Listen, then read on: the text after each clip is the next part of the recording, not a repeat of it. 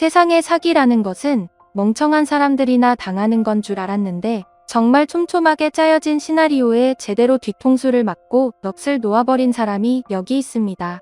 제가 지금 하려고 하는 이야기는 다른 사람들에게도 경각심을 주기 위해서 풀어나가는 이야기이기에 더 이상은 저처럼 당하시는 분들이 나오지 않기를 바랍니다.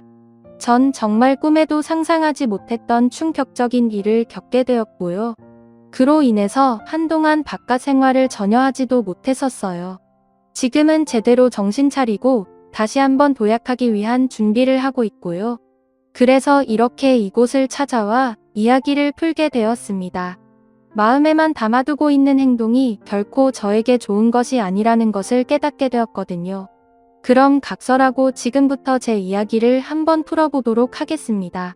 저랑 남편의 첫 만남은 조금 이상할지도 모르겠지만 청담동에 있는 회원제로 운영이 되는 바에서 만나게 되었어요. 이 바가 어떤 바냐면 일반적인 술집이랑은 전혀 다른 시스템으로 움직이고 있는 회원제 바였는데 회원 가입을 할 땐 조건을 아주 상세하게 확인을 하더라고요. 재력이라든지 집안이라든지 외모 같은 건 당연히 따지고요. 출신 학교의 유학은 어디로 다녀왔는지까지 아주 상세하게 조건을 따져서 받기로 유명한 곳이었어요. 그래서인지 이 바에 가입을 하게 되면 아름아름 아는 사람들끼리는 와, 저 사람 꽤 잘 살고 능력이 좋은가 본데 하는 평판을 얻을 수 있기도 했지요. 아무래도 고르고 고른 사람들끼리 모여있는 곳이라서 자연스럽게 만남이 주선되기도 했고 이곳을 통해서 연애를 하거나 결혼을 하는 일도 허다했습니다. 워낙 유명한 곳이기도 하고 입장 커트라인이 높다 보니까 너도 나도 가입이 되어 있는 사람들을 통해서 발 한번 들이밀어 보려고 하는 사람들도 많았고요. 저 같은 경우에는 집안에 돈이 좀 든든하게 있는 집안이고 조부모님부터 직업이 빵빵했기 때문에 가입 승인이 한 번에 떨어지게 되었어요. 친구들과 함께 여러 번 그 바에 찾았는데 남자를 만나고 싶어서 갔다기보다는 서로의 프라이버시를 지키면서 술을 한잔하고 싶은 마음이 컸기 때문이었습니다. 아무래도 본인들의 얼굴이 알려진 사람들이 많았기에 불미스러운 일이 잘 일어나지 않았거든요. 네 번째 갔을 때였나? 그곳에서 만나게 된 남편의 적극적인 구애를 받게 되었어요. 본인이 서울에 있는 큰 대학병원 정형외과 의사라고 소개를 하면서 합석을 해도 되겠냐고 물었고 제 친구들은 저와 남편을 연결해 주려고 애를 썼습니다. 친구들은 저에게 의사 남편을 잡는 게 봉 잡는 거라면서 저를 부추겼고 유일하게 애인이 없었던 저는 자연스럽게 남편의 짝이 되었지요. 남편의 외모가 수려한 편이었기 때문에 저도 싫진 않았었고 연락처를 주고받게 된 이후에는 밖에서도 여러 번 데이트를 하게 되었어요. 꽤 자주 만나게 되었는데 만날 때마다 꽃을 한 송이씩 사오면서 저에게 오늘도 특별한 날이 되었으면 좋겠다고 인사를 했었거든요. 그런 모습이 자상해 보이고 여자의 마음을 흔드는 기술로 보여졌다고 할까요? 괜찮은 사람이다 싶어서 연애를 시작하게 되었죠. 아무래도 여자의 마음을 잘 아는 남자랑 살아야 싸워도 금방 풀릴 것 같았거든요. 하지만 남편은 큰 대학병원에서 일을 하고 있는 사람이라 그런지 일이 너무 바빴고 연락이 잘 안 될 때가 많았어요. 자기야 병원 일을 자기가 혼자 다 하는 것도 아닌데 너무 연락이 안 되는 거 아니야? 보고 싶은데 볼 수도 없고 말이야. 미안해 내가 당직에다가 수술까지 겹치는 바람에 휴대폰 배터리를 충전할 틈도 없었어. 이해해 줄 수 있지? 남편이 의사이니까 사람의 생명을 다루는 일이기도 하고 어쨌든 제가 독차지할 수 없는 부분이 존재했으니 이해를 하면서 넘어가게 되었죠. 남편이랑 저랑 연애를 시작한 지 6개월이라는 시간이 지났을 때 아주 뜬금없이 남편은 저에게 결혼을 하자고 말을 꺼냈어요. 하지만 저는 남편에 대해 모르는 게 너무 많다고 생각을 했고 다정한 연애를 더 길게 해보고 결혼을 하고 싶었기 때문에 뜨뜨미지근하게 반응을 했죠. 그러자 남편은 저에게 본인은 가정을 이뤄서 안정적인 삶을 찾고 싶다면서 결혼할 생각이 없으면 헤어지자고 이별을 통보했습니다. 그 말에 가슴이 철렁하더라고요. 저는 남편을 놓치고 싶은 마음이 전혀 없었거든요. 제가 속물이라고 말씀을 하신다면 어쩔 수 없지만 큰 대학병원의 정형외과 의사로 일을 하고 있는 남자를 누가 놓치고 싶겠습니까? 우리 부모님이 사업을 하시고 꽤 오래된 기업이라 탄탄하다고 하지만 재력이 언제까지 이어질지도 모르는 상황이었으니까요. 주변에 우리 삼촌들만 하더라도 잘 돼가고 있던 사업이 한순간에 무너지기도 하고 문어발식으로 확장했다가 빚을 지기도 하는 걸 많이 봤거든요. 거기다가 저도 한 기업의 자제인데 평범하게 짝이 없는 회사원을 만나서 결혼하고 친구들 사이에서 별 볼 일 없는 애로 낙인 찍히고 싶지는 않았어요. 제 성격이 조금 소심한 부분이 있어서 학창시절에 은근히 친구들 사이에서 무시도 당하고 왕따도 당해보고 했었거든요. 그래서 보여지는 모습에 있어서 남들보다 절대로 부족하고 싶지 않다는 허세가 살짝 존재하기도 했었습니다. 제 친구들은 전부 빵빵한 집안에 시집을 갔는데 말이죠. 변호사, 검사, 판사는 물론이고 내놓으라 하는 재벌집에 시집을 간 친구들도 있고요. 제가 친구들 사이에서도 결혼이 늦어진 편이기도 했고 의사인 남편을 놓치고 싶지 않다는 생각이 저를 지배하고 말았습니다. 그저 그런 아이로 남고 싶지 않았고 저도 친구들과 견주어 봤을 때 남부럽지 않은 삶을 살고 싶었거든요. 남편이 결혼을 하고 싶다고 며칠 동안 저에게 귀에 피딱지가 앉을 만큼 이야기를 했고 저도 점점 남편의 의견에 넘어가게 되었어요. 저는 결국 부모님께 남편의 존재를 알리면서 이 남자가 나와 결혼을 하고 싶어 하니까 나도 결혼을 했으면 좋겠다고 말을 하게 되었지요. 부모님께서는 처음에 무척이나 당황하시며 저에게 만나는 남자가 있었냐는 식으로 말씀을 하셨었어요. 제가 평소에도 친구들을 자주 만나서 나가 놀았었기 때문에 제가 연애를 하는 동안 그냥 친구들을 만나러 다닌 줄 아셨나 보더라고요. 제가 결혼까지 생각하고 있다고 하니 남편의 얼굴을 한번 보고 이야기를 나누고 싶다고 말씀을 하셨고 저는 그 길로 바로 남편에게 가서 말을 했지요. 좋지. 나도 예비 장모장인 만나서 영양가 있는 대화를 나누고 싶었는데 잘 됐다. 그럼 언제 만나 뵙는 게 좋지? 주말로 할까? 이번 주 주말에 별일 없으면 그때 만나는 걸로 말해 놓을게. 당신이 우리 부모님 마음에 안 들 이유가 없지만 그래도 좋은 모습 보여줬으면 좋겠어. 걱정하지 마. 내가 누구보다 예의 바르고 건실해 보이도록 노력할 테니까.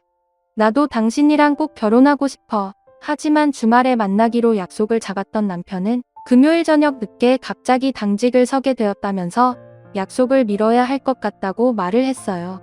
하필이면 우리과 동기가 술을 먹고 사고를 쳤다고 하지 뭐야. 다들 오프라고 연락도 안 받았다고 나한테 부탁을 하는데 내가 어떻게 거절을 해. 그래도 이번에 대리 한번 서주면 다음에 나도 필요할 때 부탁할 수 있으니까 차라리 잘 됐지. 뭐 그럼 당신 내일 저녁에 우리 가족 식사하는 자리에 오기로 했던 건 파토나는 거야? 아큐. 나는 우리 부모님한테 말씀 다 드려놨는데 갑자기 이러면 어떡해. 의사로서 환자들을 위해 근무를 해서야 하는 게 당연한 거지. 내가 뭐 바쁘고 싶어서 바빠이 정도도 이해 못해주면 결혼해서는 어떻게 하려고 그래. 일단 다시 나를 잡아보자. 내가 오프인 날이 다음 주 수요일하고 다다음 주 화요일하고. 남편은 저에게 다음에 만나도 늦지 않는다며 저를 달래며 다시 약속을 잡았지만 어김없이 약속 하루 전이 되면 이 핑계 저 핑계를 대면서 약속을 미뤘어요. 처음에는 의사인 사이가 궁금하다며 손꼽아 기다리셨던 부모님께서도 이내 흥미를 잃고 저에게 빈잔을 주셨지요. 예. 이 정도면 그냥 우리 집에 사위로 들어오기 싫어서 내빼는 거 아니니? 아무리 그래도 벌써 3번이나 약속을 깨버리는 게 말이 돼. 그것도 아주 일방적으로 하루 전에 통보를 하는 게 영 마음에 들지 않는구나. 내 생각도 내 엄마랑 비슷하다. 굳이 이리저리 핑계를 대면서 피하는 속셈을 영 모르겠는데 그놈 자식은 정말 의사가 맞긴 하는 게야? 그런 걸로 저를 속이겠어요? 워낙 병원에서 촉망받는 인재라 일이 바빠서 어쩔 수가 없다고 하는데 어쩌겠어요. 나중에 병원장 자리라도 차지하게 되면 더 바빠질 거라고 하던데 꽤 병원 내에서 인지도가 있는 것 같더라고요. 말은 번지르르하게 하는 게 실상 보여지는 게 전혀 없으니 이거 좀 수상하고 찜찜하지 않니? 꼭 그런 남자랑 결혼까지 해야겠어? 자고로 남자는 회사 다니면서 칼퇴근하고 집에 돌아와서 집안일 돕는 게 최고라니까.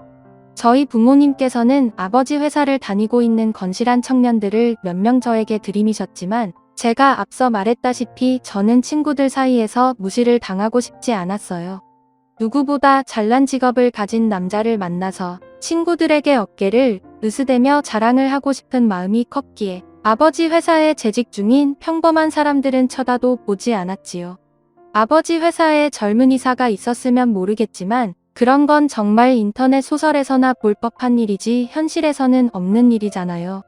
저는 꼭 사자가 붙은 남자와 결혼을 하고 싶었고 친구들 사이에 부러움을 사고 싶었고 누가 봐도 시집 잘 간 여자가 되고 싶었어요. 엄마 찜찜할 게 뭐가 있어. 내가 연애를 하는 동안 쭉 지켜봤는데 전혀 이상할 거 없었어. 그리고 애초에 의사라는 직업을 속이는 게 말이 돼. 내가 이번에는 기필코 약속 잡아올 테니까 한 번만 더 기다려줘요. 그 뒤에 저는 남편에게 이번에야말로 우리 부모님을 만나자 아니면 결혼이고 뭐고 국물도 없을 줄 알으라고 으름장을 놓았고 남편은 억지로 고개를 끄덕였어요.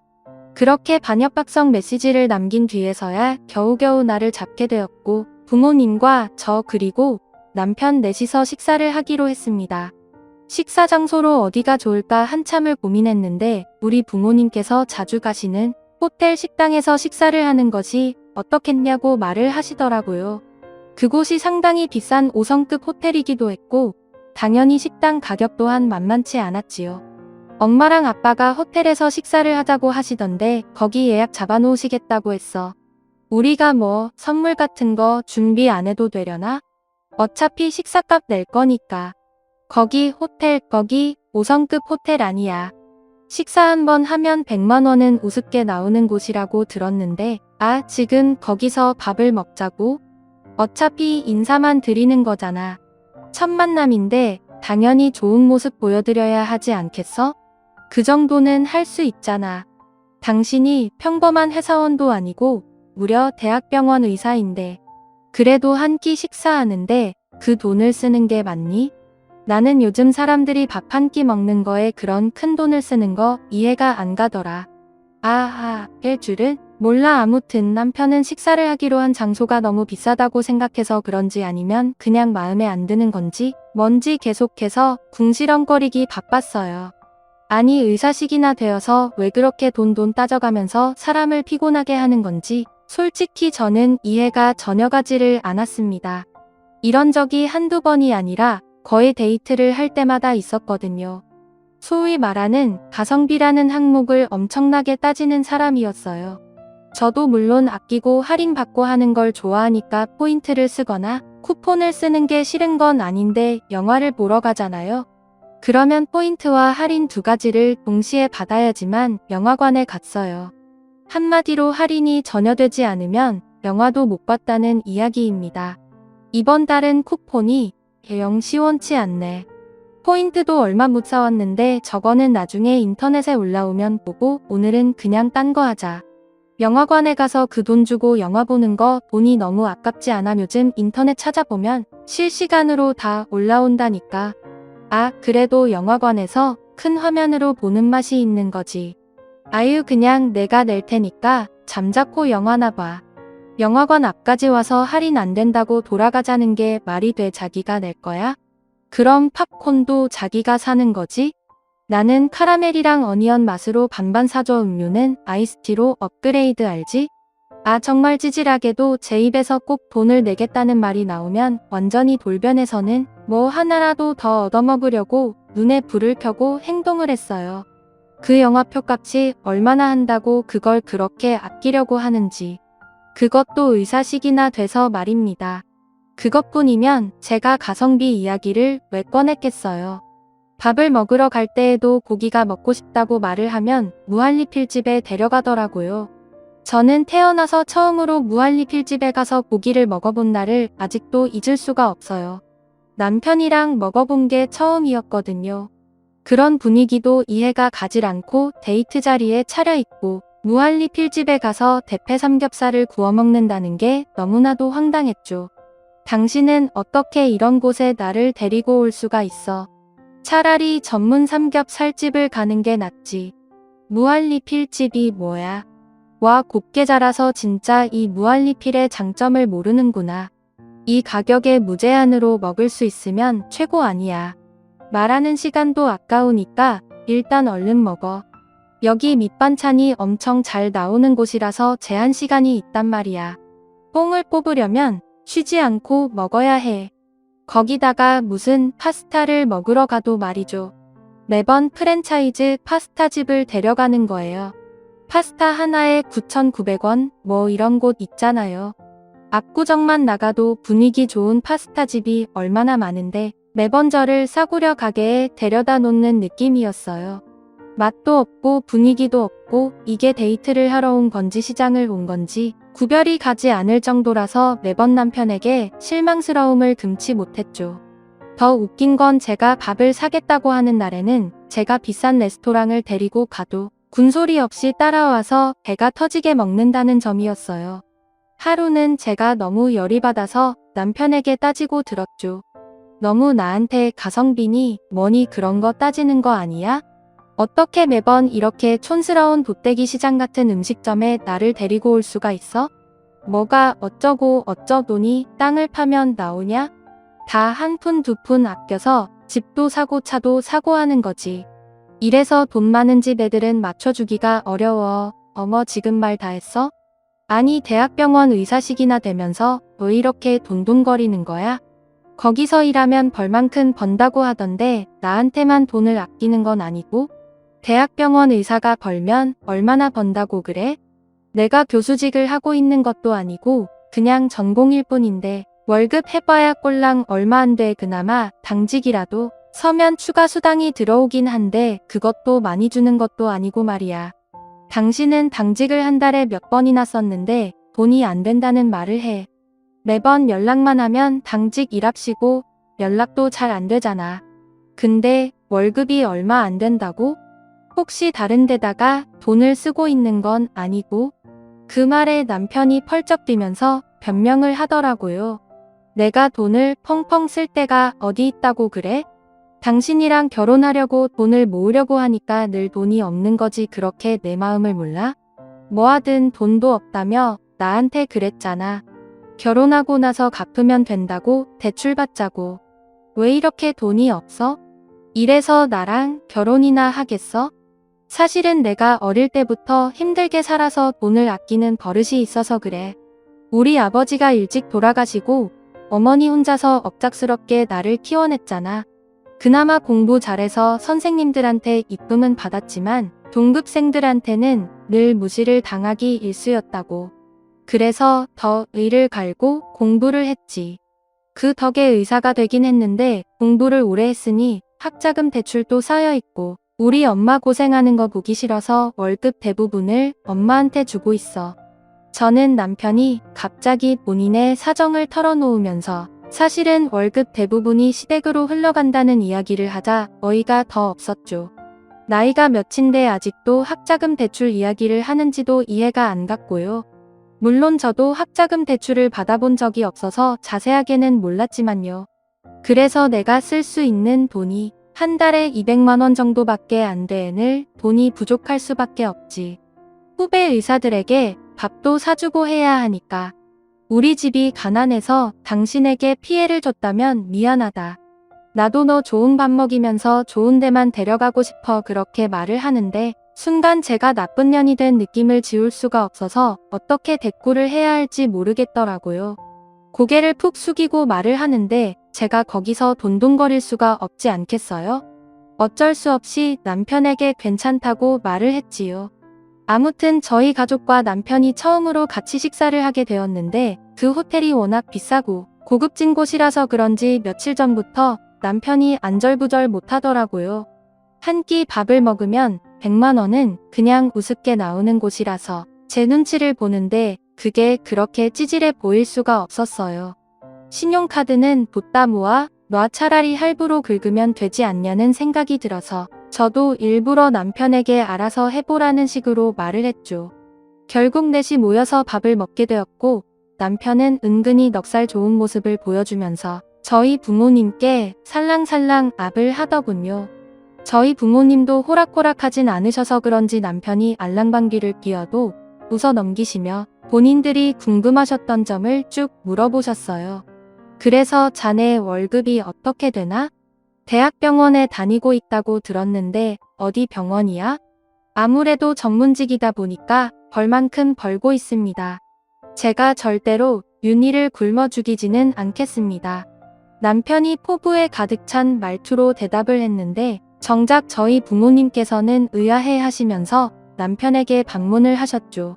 당연히 의사니까 굶어 죽이지는 않겠지.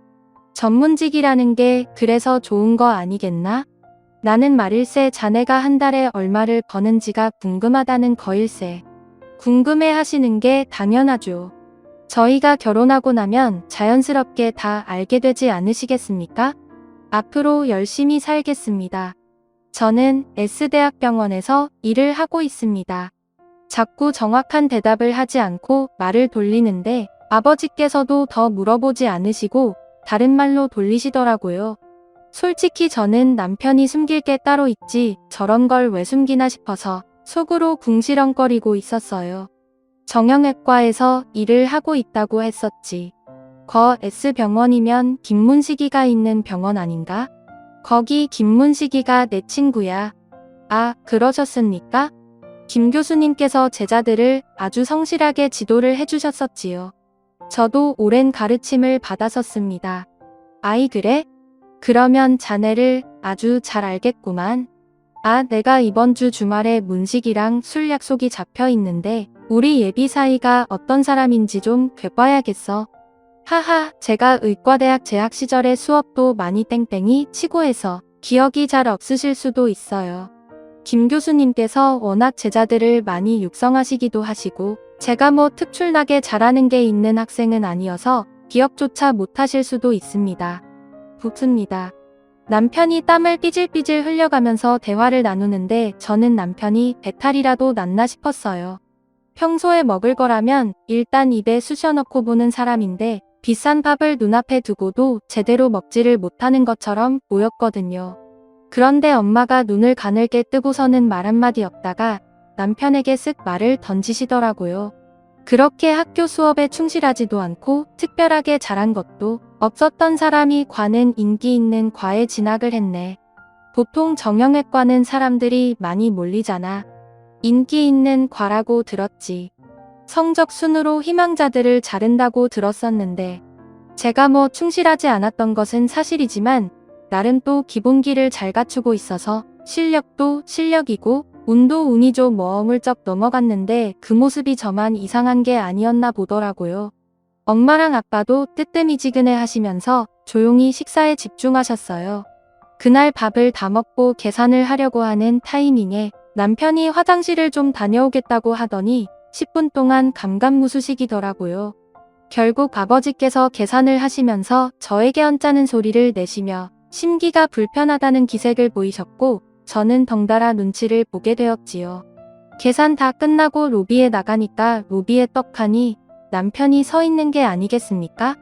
그러더니 뻔뻔하게 말을 하더라고요. 병원에서 급하게 연락이 와서 통화 중이었는데 아이고 제가 계산을 하려고 했었는데 장인어른이 하셨어요? 딱 봐도 계산하기 싫어서 자리를 피한 것처럼 보였는데 무슨 핑계를 대는 건지 제 얼굴이 다 수치심으로 붉어지는 듯한 기분이었어요. 아무튼 그날 집에 돌아오니까 부모님께서 아무래도 사기꾼 같다는 말을 하시더라고요. 아휴 내가 이런 것까지 확인하고 싶진 않았는데 S대학 병원 홈페이지 그 어디를 찾아봐도 의사 명단에 내 남자친구 이름이 없더라. 니나 아빠가 친구들한테 전화해서 정보 확인도 해봤는데 그런 사람은 모른다고 하더래. 100번 양보해서 내 친구들이 모를 수도 있지. 의사가 한둘도 아니고. 그런데 병원 홈페이지를 찾아봐도 전공의 이름에 안 나오는 건 이상하지 않니? 하지만 그 당시에는 제 귀에 들려오지 않았었죠. 제가 병원에서 남편이랑 만났던 적이 있었거든요. 남편이 저에게 시간이 너무 바빠서 챙겨오지 못한 물품이 있다고 하면서 저에게 네일랑 러닝 셔츠를 마트에서 사다 달라고 부탁을 한 적도 있었어요. 제가 마침 밖에 있어서 준비를 해서 병원으로 찾아간 적이 있었는데 남편이 의사 가운을 입고 명찰도 다 했고 병원에서 걸어 나오는 걸 봤단 말입니다.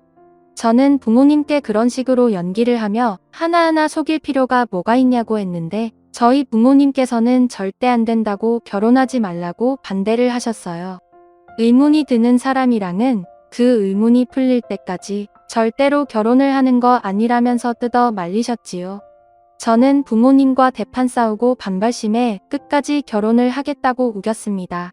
저는 부모님의 반대를 뚫고 고집을 부리면서 시어머니와의 만남을 가지게 되었는데 시어머니와의 첫 만남을 아직도 잊을 수가 없어요. 남편에게 무슨 이야기를 들은 건지는 모르겠지만 처음 저를 보자마자 버서발로 뛰어나오셔서 제 손을 꼭 잡아주셨거든요. 아유, 얼굴이 어찌 이리 고운 아가씨가 우리 아들의 짝꿍으로 나타났을까? 우리 집 며느리가 된다고 하니 더할 나위 없이 기쁩니다. 우리 아들이 의사라지만 뭐 하나 제대로 할 줄 아는 게 없는 반푼이나 마찬가지요. 우리 며느리가 보필을 잘해줄 거라 생각이 드네. 얼굴도 참하고 행동도 예쁘고 뭐 하나 마음에 들지 않는 구석이 없어. 시어머니는 꿀이라도 발라놓은 것처럼 저에게 달콤한 말을 쉬지 않고 해주셨어요.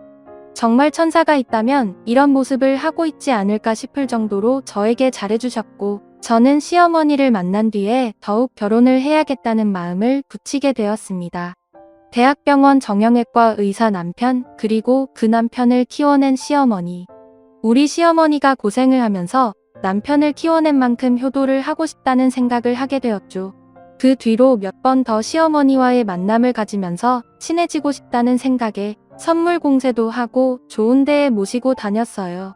그때마다 눈물을 훔치시면서 덕분에 호강을 한다고 저만한 며느리감이 없다면서 앞으로도 평생 사이좋은 부부관계를 유지하자고 하셨죠. 저에게 복덩이, 복덩이 하고 부르시면서 정말 제가 집안의 목덩이가 된 것 마냥 대우를 해주셨고 늘 제 편에 서서 이야기를 해주셨어요. 남편과 결혼 준비를 하면서 저희 집에서 반대를 했기 때문에 제가 속이 상할 때가 많고 예민해질 때가 많아서 싸움도 꽤 했었거든요. 그때마다 제 편을 들어주시면서 오히려 남편을 꾸짖어 주셨어요. 부모님께서도 반대하는 마당에 제 편이 생긴 기분이 들어 저는 더할 나위 없이 행복했지요. 하지만 언제까지 남편에게 가지고 있는 의문을 풀지 않고 식을 진행할 수 없었기에 전 남편에게 솔직하게 말을 했어요. 확실하게 하나는 짚고 넘어가야 할 것 같아서 말을 하는데 당신이 S대학 병원 의사 명단에서 검색이 되지 않는다고 부모님께서 불안해하셔. 당신 혹시라도 나를 속이고 있는 게 있다면 솔직하게 말을 해줬으면 좋겠어. 왜 검색이 되지 않는 거야?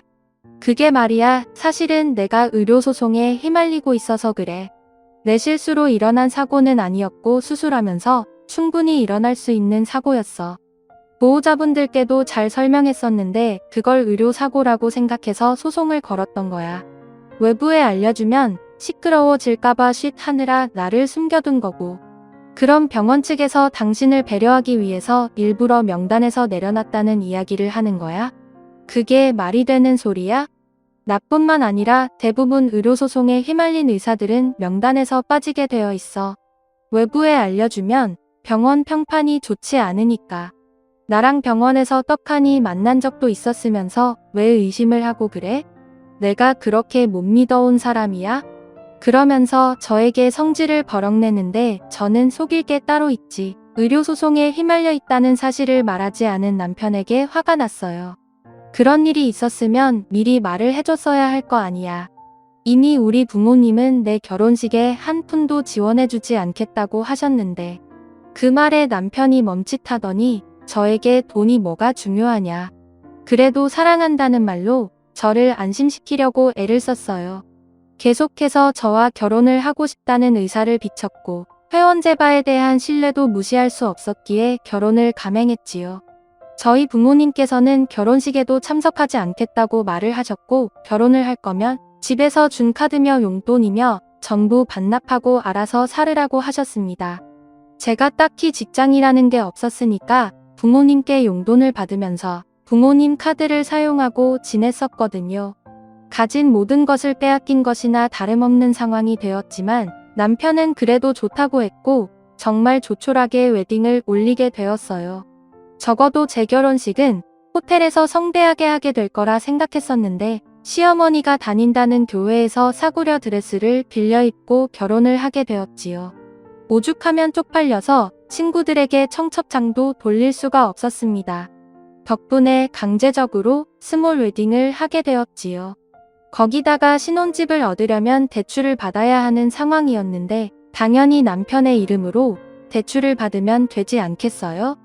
의사니까 대출 심사도 오래 걸리지 않을 테니까요. 그런데 남편이 저에게 본인은 학자금 대출이 남아있기 때문에 대출이 추가적으로 나오지 않는다는 말을 하더라고요. 도대체가 이런 중요한 사실을 왜 미리미리 이야기하지 않은 건지. 대책 없이 구는 남편 때문에 화가 머리끝까지 차올랐었죠.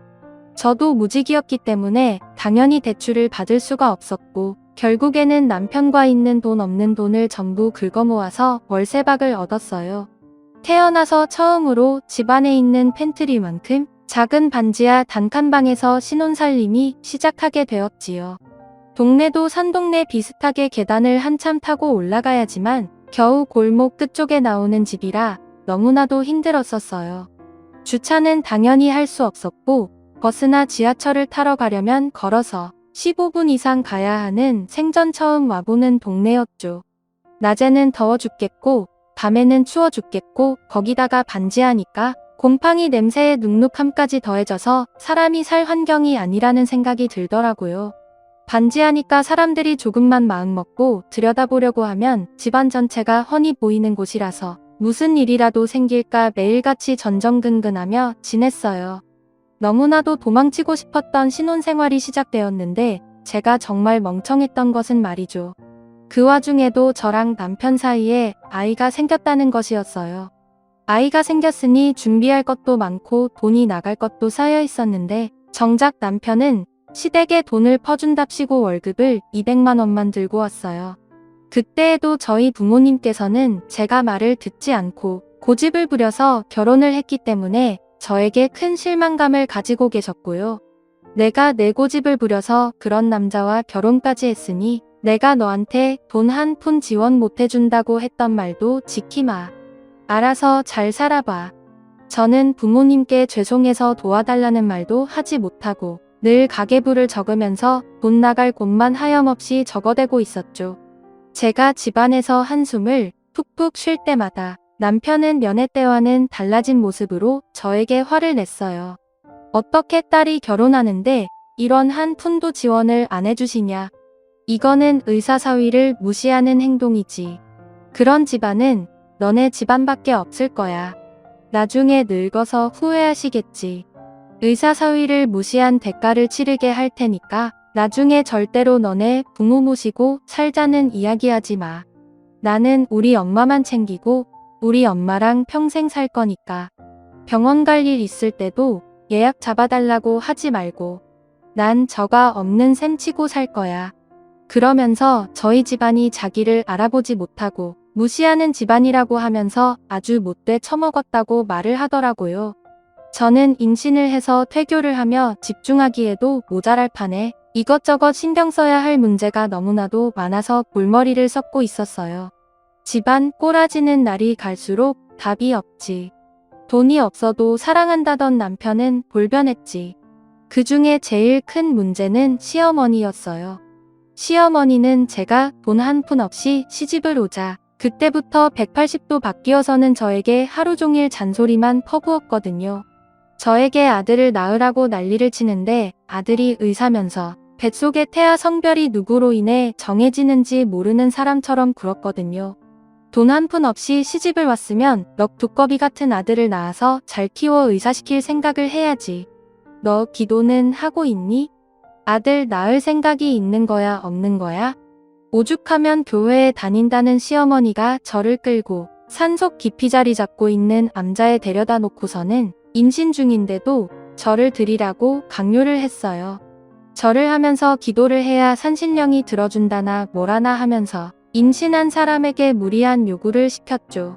도대체 절에 데려다 놓고 산신령을 찾는 건 어느 나라 법인지 모르겠지만 저는 미움받고 싶지 않아서 무리를 했어요. 저는 아이가 혹시라도 잘못되기라도 할까봐 너무나도 걱정이 되었지만 뒤에서 감시를 하면서 아들을 낳게 해달라는 기도를 드리라는 시어머니가 무서웠죠.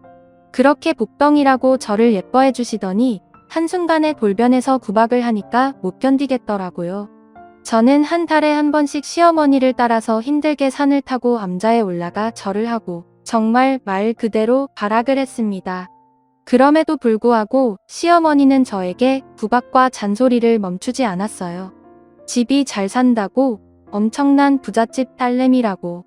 우리 아들이 난리를 쳐서 결혼을 허락했더니만 반지하가 뭐니 반지하가.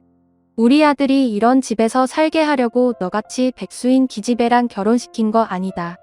집이라도 떡하니 헤어져야지. 도대체 집이 잘 살고 외동딸이면 뭐해. 돈 한 푼 없는 그지 새끼인데. 부모님께서는요, 이 결혼을 반대하셨었어요. 그이도 저한테 몸만 오면 된다고 했고요. 어머님도 저한테 복덩이라고 하셨었잖아요. 복덩이는 얼어 죽을 너네 친정집이 잘 산다며. 너네 친정집이 잘 산다며. 우리 아들이랑 결혼까지 했는데 열쇠 준비하는 건 기본 아니니. 도대체 무슨 열쇠를 해오라고 하시는 거예요. 저도 지금 결혼하고 나서 힘들어 죽겠어요. 어머님 그래도 그이가 의사니까 앞으로 아껴 살면 이사도 가고 하겠죠? 얘는 지금 무슨 소리를 하는 거니? 왜 우리 아들 돈을 아껴서 이사를 가야 하냔 말이야. 의사 마누라가 됐으면 떡하니 재산을 가지고 왔어야지. 내가 우리 애 공부시키느라 쓴 돈이 얼마인 줄 알아? 학기마다 학비는 얼마나 비쌌는지. 결혼했으니까 그거 다 갚아야 할 거 아니야. 돈 허투루 쓰지 말고 내놓은 자금을 모아야지. 용돈도 탁탁 내놓고 앞으로 똥똥거리면서 살 수 있게 노력을 하란 말이야. 그렇게 하루하루 피가 마르는 경험을 하다가 저는 결국 참지 못하고 임신 6개월 차에 부모님께 전화를 걸어서 정말 힘들게 임신 소식을 전했습니다. 결혼식을 올린 이후에 단 한 번도 연락을 하지 않고 자존심을 서로 부리다가 제가 결국 고개를 숙이고 들어가니 부모님께서도 못 이기는 척 받아주시더군요. 제 임신에 대해 전해 듣자마자 친정엄마는 한달음에 제가 살고 있는 반지하 단칸방에 아버지와 함께 찾아오셨고 저를 보고 눈물을 지으셨어요. 아니 우리 애기가 애기를 낳는다고 하는데 내가 어찌 오지 않을 수가 있겠어. 임신이라니. 경사긴 경사인데 아, 애연 모습 보니깐 참 속이 상하는구나. 친정엄마와 아버지는 제가 살고 있는 곰팡이가 가득 피어있는 반지하를 보면서 아무 말도 하지 못하고 한숨만 내리쉬셨습니다. 결국 친정엄마가 이런 말을 듣고 더 이상은 두고 볼 수가 없다면서 아버지를 설득했고 아버지께서는 못 이기는 척 저에게 집을 하나 증여해 주시겠다고 했어요. 아이까지 가진 마당에 이런 곳에서 애를 키울 수는 없지 않겠냐고 햇볕 잘 드는 집 하나 주시겠다고 하셨죠. 저는 부모님께서 돌아가시자마자 이 기쁜 소식을 남편에게 알리기 위해서 미리 연락도 하지 않고 한달음에 병원을 찾아가게 되었어요. 그동안은 남편이 늘 바빴기에 미리 연락을 하고 병원 앞에 갔었는데 이번만큼은 깜짝 놀래켜주고 싶었거든요. 신이 나서 저에게 빚 좋은 개살구라고 구박을 하던 시어머니에게도 전화로 이 소식을 알리고 이제 이사를 갈 것이라고 자랑을 했죠.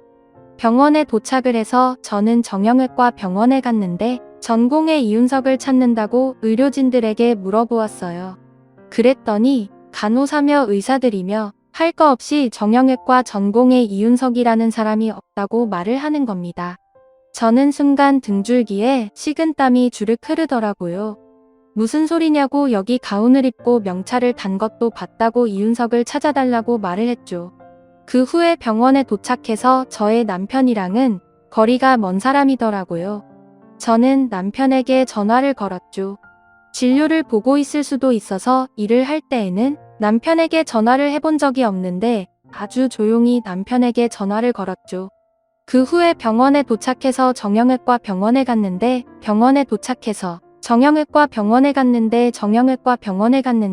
아주 조용히 남편이 받더라고요. 무슨 일 있어? 나 지금 환자 진료 보고 있는 중이라서 기억에 통화 못하는데 메시지로 보내줄래? 나 지금 니네 병원 와 있는데 당신 진료실이 도대체 어디 있어? 여기 의료진들도 당신 모른다고 하는데 어떻게 된 일이야? 그러니까 한참 동안 말이 없던 남편이 갑자기 전화를 뚝 끊어버리는 게 아니겠습니까? 그 뒤로 제가 전화를 해도 받지를 않고 문자, 메시지까지 전부 다 무시를 해버리는 거예요. 저는 이게 무슨 일인가 싶으면서도 갑자기 부모님께서 의심하셨던 대로 이 남자가 의사가 아닌가? 하는 생각이 들어서 손발이 달달 떨렸습니다. 임신 중이었기 때문에 배가 뭉쳐오는 것 같은 느낌이 들어서 저는 서둘러서 택시를 타고 집으로 돌아왔어요. 평소 퇴근 시간보다도 훨씬 늦게 기가 팍싹 죽은 채로 들어온 남편을 보자마자 저는 어떻게 된 일이냐고 매섭게 남편을 추궁했어요. 병원 홈페이지에 있는 의사 명단에 당신 이름이 없는 걸로 물어봤을 때 분명 의료소송 때문이라고 했었잖아.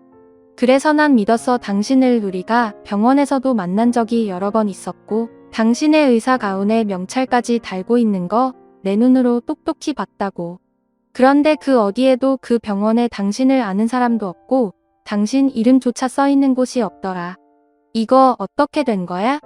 정색을 하고 물었더니 남편이 갑자기 무릎을 꿇고는 저에게 사실대로 말하지 못한 것이 있다면서 빌면서 이야기를 하기 시작했어요. 그동안 사실대로 말하지 못해서 미안해. 그게 나도 내가 거짓말을 하다 보니까 이렇게까지 불어나게 될 줄은 몰랐어. 나 사실 의사 아니야. 아예 의료 쪽이랑은 연관 자체가 하나도 없는 그런 사람이야. 직장도 그저 그런 중소기업에 다니고 있고 거기서 엑셀이나 만지면서 일하는 평범한 사무직 회사원이야. 결혼까지 한 마당에 지금 그게 말이나 되는 소리야? 몇 년을 나에게 의사라고 말을 했었으면서 알고 보니 중소기업 다니는 회사원이라고? 도대체 그 긴 시간 동안 나를 왜 속인 거야? 내가 무슨 잘못을 했다고 나를 속여온 거냐고? 당신이 잘못한 게 어디 있겠어? 그냥 돈 많은 여자를 물어서 팔자 한번 펴보려고 한 거지. 내가 분명 우리 집에서 돈 하나 안 줄 거라고 나 돈 없다고 했는데도 결혼을 감행한 이유가 뭐냐고. 당신 외동딸이잖아. 당연히 힘들게 사는 꼴 보면 처가에서도 못 이기는 척 도와줄 거라고 생각을 했지. 지금도 봐봐. 결국 임신했다고 하니까 걱정돼서 집 사준다며 편하게 처가 돈 받으면서 똥똥거리고 살 생각으로 결혼한 거야. 진짜 뻔뻔하게 말도 잘한다. 그럼 그 회원제 바에는 어떻게 들어온 건데? 거기야말로 아무나 들어올 수 없는 곳인데. 그게 거기 주방에서 일하는 놈이 내 친구거든. 내가 밥 몇 번 사주고 부탁을 했더니 그냥 뒷구멍으로 몰래 들여보내주더라. 저는 너무나도 기가 차서 아무런 말도 하지 못했어요. 다 내가 자존감 없기에 유년 시절 동안 당해온 상처로 남들에게 그냥 잘 보여지는 허세를 떠는 행동으로 이런 놈에게 속아 넘어간 제가 바보 등신이었죠. 참을 수 없는 화에 있는 힘껏 남편의 뺨을 날려버렸습니다. 지금까지 나를 속여먹은 게 열이 받는다. 이거 사기 결혼인 거 알지? 당신이랑은 바로 이혼할 거니까 그런 줄 알아. 이혼이 네 집 개 이름이야? 어쨌든 결과적으로는 임신해서 집도 생기게 됐으니까 잘 된 거 아니냐고. 당신 출산하고 나면 차도 사주실지 어떻게 알아? 그냥 장인 어른하고 장모님만 속이면 되잖아.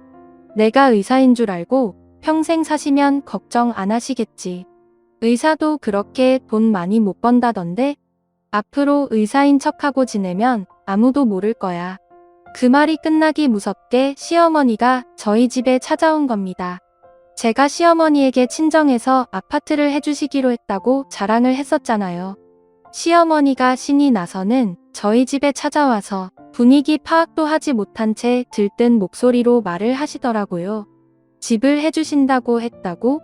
아, 역시 내가 든든한 사돈댁을 믿고 있었다니까. 아이고, 집이라니. 몇 평이라고 하든 얼마짜리래? 냉랭한 기운이 흐르는 것도 집 사준다는 말에 느껴지지도 않는 건지 시어머니가 설레발을 막 치는데 시어머니 얼굴에 침이라도 뱉고 싶더라고요. 잘됐다. 집 명의는 우리 아들 명의로 해주면 되겠다. 의사 남편이랑 살려면 당연히 집 해와야지. 이제 차도 해와라.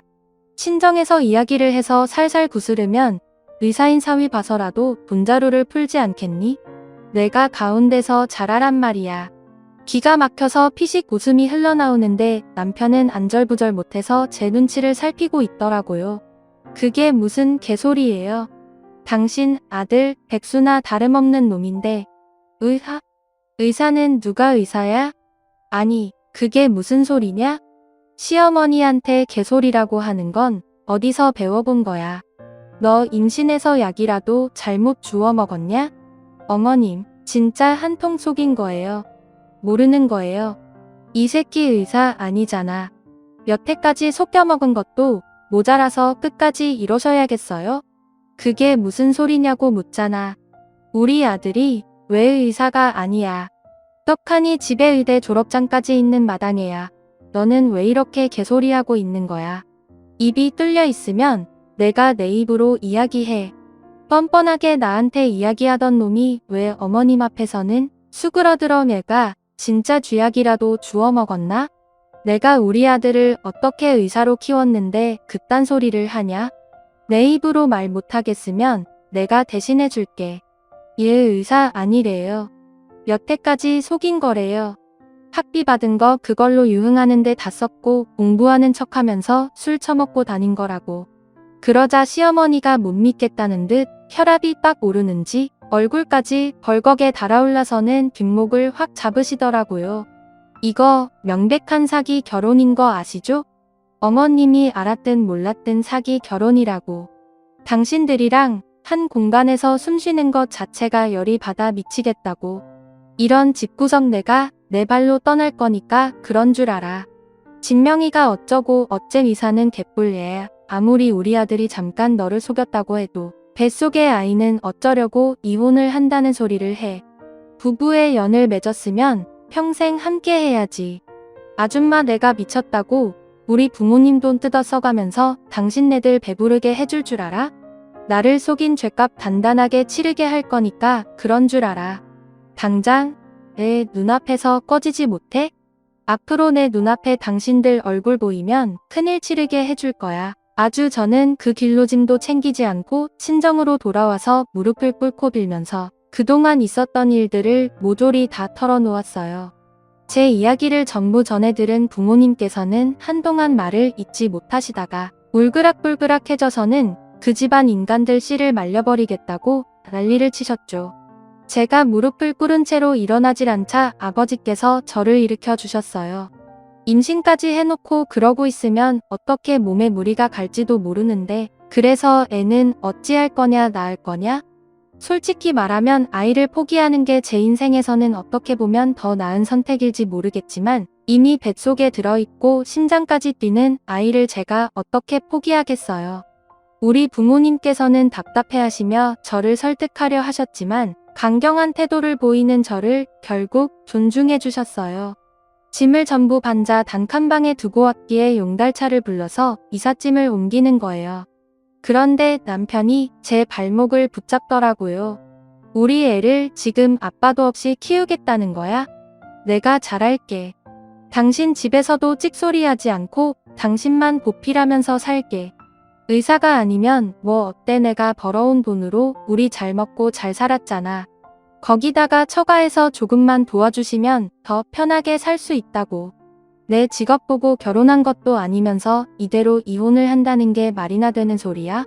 진짜 끝까지 지 할 말만 하는구나. 너 가진 거 개뿔도 없고 자존심만 높아서 나한테 버럭버럭 성질이나 부리는 주제에 말이야. 그나마 의사라는 직업이라도 있으니까 참고 살았던 거야. 알아? 그것조차 없는 너는 그냥 인간 말종 쓰레기나 다름없는 거라고. 그 말과 함께 저는 남편의 얼굴을 향해서 미리 준비해 주었던 이혼 소장을 집어던졌어요. 서류를 확인하더니 인상을 팍 쓰면서 끝까지 저에게 못된 말을 퍼붓더군요. 넌 진짜 끝까지 속물이구나. 사랑이 우선이지 직장이 우선이야? 집에 돈도 많으면서 뭘 그렇게 돈돈거려? 있는 돈 좀 같이 나눠 쓰자고 하는데 그게 그렇게 억울하냐? 있는 것들이 더 하다더니. 그러는 너도 독인 객인 아니야? 돈 많은 여자 하나 물어보겠다고 직업까지 속인 주제에 말이 많다. 거기에 해원제 바에 몰래 들어온 쥐새끼가 말이야. 거기 있는 여자들한테 번호도 죄다 뿌리고 다녔지? 그 중에 얻어 걸린 게 나였겠지. 쥐새끼한테 속아서는 뭐라고? 쥐새끼? 너 말 다 했어? 나한테 쥐새끼라고 말하고 싶어서 그동안 어떻게 숨기고 살았대? 그래, 이 쥐새끼야. 너 쥐 닮았어. 옛날 전래동화에 나오는 남의 손톱 주워 먹고 흉내내는 그 쥐새끼, 그러니까 의사라고 속이고 다니지? 그 말이 끝나자마자 남편이 거품을 물기세로 뒷목을 잡더라고요. 지 자존심이 상했다는 표현을 어찌나 기가 막히게 하던지. 아주 가진 거 하나 없으면서 자존심을 어디서 주워먹고 키운 건지 궁금했지요. 아무튼 저는 이혼은 죽어도 하지 않겠다고 강자를 부리면서 버티는 그 놈에게 결국 이혼 소송을 걸게 되었습니다. 당연히 위자료도 챙겼고요. 사기 결혼이라는 항목이 인정이 되면서 민사소송을 통해 배상금까지 두둑하게 챙길 수 있는 판결이 내려졌어요. 그제서야 발등에 불이 떨어진 남편이고 시어머니고 저희 친정집을 며칠 동안이나 찾아와서는 사정사정을 하더라고요. 우리 아들이 의사도 아니고 그저 그런 회사원인데 무슨 수로 그 큰 돈을 배상한다는 말입니까? 한 번만 봐주세요. 저도 속았다고요. 속인 건 잘못했다니까요. 그런데 이 처분은 너무 과하지 않습니까? 그쪽은 돈도 많은데 이 정도 돈은 푼돈이나 다름없잖아요. 저희의 인생이 걸린 문제인데 한 번만 봐주세요. 우리가 돈이 어디 있어요? 꿈쩍도 하지 않자 잘못했다고 반성문까지 줄줄이 써서 집으로 보내버리는데 전부 다 반송시켜버렸어요.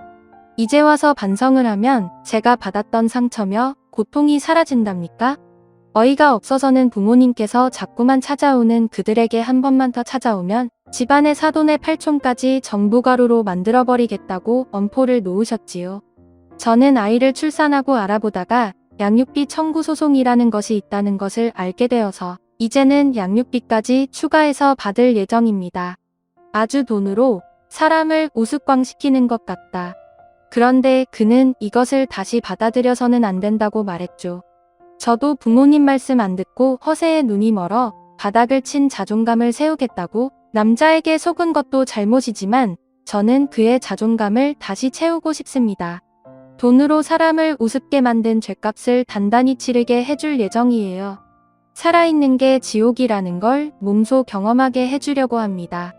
저도 부모님 말씀 안 듣고 허세에 눈이 멀어 바닥을 친 자존감을 세우겠다고 남자에게 속은 것도 잘못이지만 앞으로 남은 제 복수 끝까지 응원해주시면 감사하겠고 쓴소리도 달갑게 듣겠습니다.